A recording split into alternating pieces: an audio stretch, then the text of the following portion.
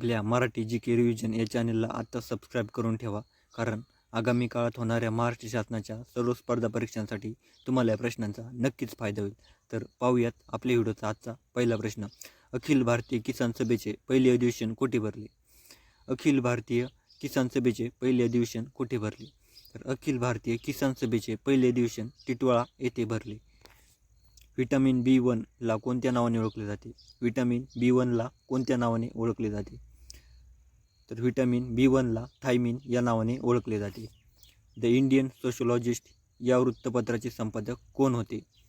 The Indian sociologist या वृत्तपत्राचे संपादक कोण होते? द इंडियन सोशोलॉजिस्ट या वृत्तपत्राचे संपादक श्यामजी कृष्ण वर्मा हे होते. रक्त गोठण्याची क्रिया सुरू करण्याचे कार्य कोण करतात? रक्त गोठण्याची क्रिया सुरू करण्याचे कार्य कोण करतात? तर रक्त गोठण्याची क्रिया सुरू करण्याचे कार्य रक्तपट्टिका करतात. पंजाबमध्ये कुक्का ही चळवळ कोणी उभारली? पंजाबमध्ये कुक्का ही चळवळ कोणी उभारली? पंजाबमध्ये कुक्का ही चळवळ गुरु रामलिंग यांनी उभारली. चंपारण्य सत्याग्रह कोणत्या वर्षी करण्यात आला? चंपारण्य सत्याग्रह कोणत्या वर्षी करण्यात आला?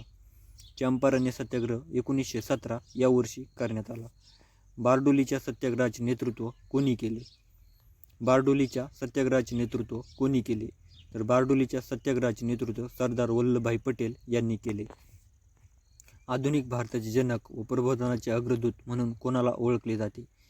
आधुनिक भारताचे जनक व प्रबोधनाचे अग्रदूत असे कोणाला ओळखले जाते? तर आधुनिक भारताचे जनक व प्रबोधनाचे अग्रदूत असे राजा राममोहन रॉय यांना ओळखले जाते. नायट्रोजन या वायूचा शोध कोणी लावला? नायट्रोजन या वायूचा शोध कोणी लावला? तर नायट्रोजन या वायूचा शोध डॅनियल रुदरफोर्ड यांनी लावला. भारताचा पहिला व्हाईसरॉय म्हणून कोणाला ओळखले जाते? भारताचा पहिला व्हाईसरॉय म्हणून कोणाला ओळखले जाते? तर भारताचा पहिला व्हाईसरॉय म्हणून लॉर्ड कॅनिंग यांना ओळखले जाते. हिमोफिलिया हा कोणत्या जीवनसत्वाच्या अभावी होणारा आजार आहे? हिमोफिलिया हा कोणत्या जीवनसत्वाच्या अभावी होणारा आजार आहे? तर हिमोफिलिया हा जीवनसत्व के या जीवनसत्वाच्या अभावी होणारा आजार आहे. भारतीय भूमीवर पाय ठेवणारा पहिला युरोपियन व्यक्ती कोण आहे? भारतीय भूमीवर पाय ठेवणारा पहिला युरोपियन व्यक्ती कोण आहे? तर भारतीय भूमीवर पाय ठेवणारा पहिला युरोपियन व्यक्ती वास्को द गामा आहे. वास्को द गामा हा 1498 रोजी कालिकत बंदरावरील पहिल्यांदा पोहोचला होता. राष्ट्रीय मतदार दिन हा केव्हा साजरा केला जातो?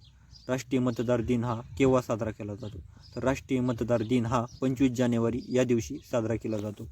लिंगमाळा हा धबधबा कोणत्या जिल्ह्यात आहे? लिंगमाळा हा धबधबा कोणत्या जिल्ह्यात आहे?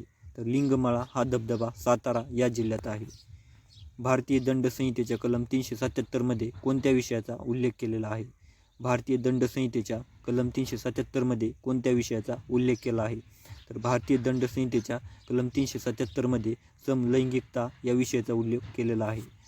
फणसाड हे अभयारण्य महाराष्ट्रातील कोणत्या जिल्ह्यात आहे? फणसाड हे अभयारण्य महाराष्ट्रातील कोणत्या जिल्ह्यात आहे? तर फणसाड हे अभयारण्य महाराष्ट्रातील रायगड या जिल्ह्यात आहे. 1824 साली विल्यम थॉम्सन तथा केल्व्हिन या ब्रिटिश संशोधकाने कशाची संकल्पना मांडली?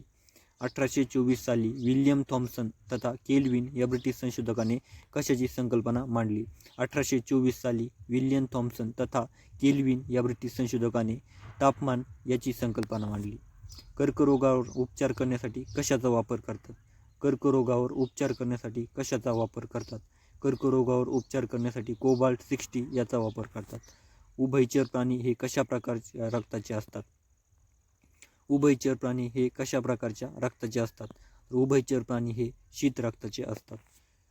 कवक पेशीची पेशीभित्तिका कोणत्या जटिल शर्करेपासून बनलेली असते? कवक पेशीची पेशीभित्तिका कोणत्या जटिल शर्करेपासून बनलेली असते? तर कवक पेशीची पेशीभित्तिका ही कायटिन या जटिल शर्करेपासून बनलेली असते. धमनी काठिण्यता हा रोग कशामुळे उद्भवतो? धमनी काठिण्यता हा रोग कशामुळे उद्भवतो? धमनी काठिण्यता हा रोग अतिपोषणामुळे उद्भवतो. तर मित्रांनो, आजच्या व्हिडिओमध्ये एवढेच प्रश्न घेण्यात आलेले आहेत. तरी व्हिडिओ जर तुम्हाला आवडला असेल तर तुम्ही व्हिडिओला कमेंट, लाईक आणि चॅनेलला सबस्क्राईब करून नक्की ठेवा, जेणेकरून सर्व स्पर्धा परीक्षांसाठी तुम्हाला या महत्त्वपूर्ण प्रश्नांचा भविष्यात नक्की फायदा होईल. धन्यवाद.